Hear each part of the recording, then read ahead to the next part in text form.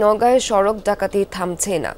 জেলার পোরশা সাপাহার উপজেলা পরিণত হয়েছে আতঙ্কের জনপদে। সন্ধ্যার আগেই ফাঁকা পথঘাট, প্রাণভয়ে বাড়ি থেকে বের হতে পারছে না কেউ।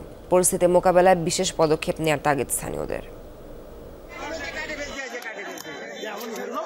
সন্ধ্যা নামতেই হামলে পড়ছে ডাকাত দল, গাছ কেটে ব্যারিকেড দিচ্ছে, এরপর যানবাহন থামিয়ে অস্ত্রের মুখে লুটে নিচ্ছে সর্বস্ব। পোরশা সাপাহারে লাগাতার ঘটছে এমন ঘটনা।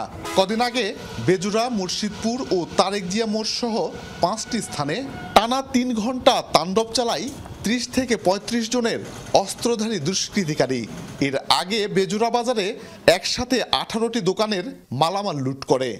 এত ডাকাত হয়েছে যে আমরা অত্যাচারে রাতে ঘুম যারা না, আমাদের স্বামীরা সারাদিন খাটাখাটি করে আসে, ঘুমাইতে পারছে না ডাকাতের অত্যাচার। শুধু রাইতে নয়, মানে বেলা ডুবতেই এই যে আশপাশ এই এলাকার মধ্যে বুঝে না, বেলা ডুবতেই বাগান, আম বাগানগুলো আছে, এর মধ্যে ধরে দিন দুপুরে মানে লীলা আছে আমার অবস্থা। ডাকাতদের হাত থেকে রক্ষা পাচ্ছে না কেউই। প্রতিহত করতে এগিয়ে আসায় পাল্টা হামলার শিকার হয়েছেন মুর্শিদপুর গ্রামের কয়েকটি পরিবার। তাদের বাড়ি ঘরেও আগুন দেয় দুষ্কৃতিকারীরা। এই বাড়িগুলো চলে আসে, এই বাড়িগুলো মহিলা ছাড়া ছেলে আসলো না, বেবাকে এক বাড়িতে ঢুকে গেছে আমাদের বাড়িতে। সেখনকার বাইরের না, সেখনকার আগুন লাগিয়ে দিচ্ছে। আমরা বেরছি রাস্তাতে, চেঁচামেচি শোনার পরে এই কারণে এটাই আমাদের অপরাধ যে তোমরা বাইরলেন কি কারণে, এই কারণে আমাদের বাসাতে আগুন জ্বালিয়ে দেয়। তথ্য বলছে গেল 1 মাসে নওগাঁর পশ্চিমাঞ্চলে 30টিরও বেশি ডাকাতি ও ছিনতাইয়ের ঘটনা ঘটেছে।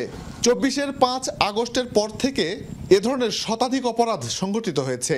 এসব ঘটনায় মামলা কিংবা অভিযোগ দেয়নি বেশিরভাগ ভুক্তভোগী। অপরাধ বিশ্লেষকদের মতে আইন শৃঙ্খলা বাহিনী ঝিমিয়ে পড়ায় এ অঞ্চলে গড়ে উঠেছে ডাকাতদের বড় গ্যাং। তারা যেহেতু হাসুয়া ব্যবহার করছে, আগ্নেয়াস্ত্র ব্যবহার করছে না, তো এগুলো দুটাই হতে পারে আর কি, যে নতুন ধরনের অপরাধী এটার সঙ্গে সংশ্লিষ্ট হয়ে যাচ্ছে। এখানে বিজিবি মোতায়েন করা যেতে পারে। পোরশা একটি রিমোট এলাকা এবং সীমান্তবর্তী এলাকা, এখানে আইন শৃঙ্খলা বাহিনীর আরও ব্যাপক তৎপরতা বাড়ানো উচিত। আইন শৃঙ্খলার অবনতি ঘটায় উদ্বিগ্ন কর্মকর্তারাও।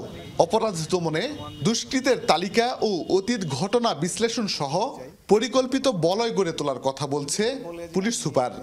আমরা কাজ করে যাচ্ছি এবং জনগণকে আমি আহ্বান জানাবো তারা যেন কোনো ধরনের তথ্য যদি পায় যে অপরাধের সাথে কারা জড়িত, তথ্য দিয়ে পুলিশকে সহযোগিতা করে। আর পুলিশ প্যাট্রোলিং বাড়াচ্ছে। চাঁপাইনবাবগঞ্জের আড্ডা থেকে নওগাঁর পোরশা উপজেলার সরাইগাছি মোড় পর্যন্ত এই সড়কের ভাঁজে ভাঁজে যেন আতঙ্ক লুকিয়ে আছে। মূলত 2024 সালের 5 আগস্ট গণ অভ্যুত্থানের পর আইন শৃঙ্খলা রক্ষাকারী বাহিনী কিছুটা ঝিমিয়ে পড়ায় চুরি, ডাকাতি আর ছিনতাইয়ের ঘটনা বৃদ্ধি পায়।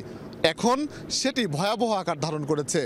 এই পরিস্থিতি মোকাবেলায় গ্রাম পুলিশ আর কমিউনিটি পুলিশিং কার্যকর করার পাশাপাশি শক্ত পদক্ষেপ নেওয়ার দাবি জানিয়েছেন স্থানীয় বাসিন্দারা।